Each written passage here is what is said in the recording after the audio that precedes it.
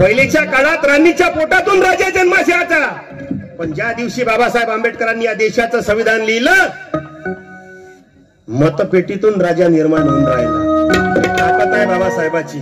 मग तो हिंदू असो, बुद्ध असो, ख्रिश्चन असो, चांभार, धनगर, तेली, नावी, मातंग, ब्राह्मण, सर्वांना एक समान मताचा अधिकार दिला बाबासाहेबांनी. पण आम्ही किंमत नाही केली मताची. एक म्हैस जर घ्यायला मार्केटमध्ये जाण तर 80,000 रुपयाची म्हैस आहे. एक चांगली जोडी जर घ्यायची आहे बैलाची तर 1.5 लाख रुपये किंमत आहे बैल जोडीची. आणि चांगलं कुत्र जर घ्यायचं असेल तर 5 ते 10 हजार रुपयाचं एक कुत्र आहे. आणि काही मुर्दाड लोक आपलं मत विकते 500 रुपयात.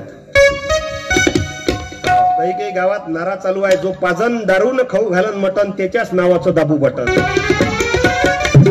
मग एक वाटी रस्सा 5 वर्ष बोंबलत बसा.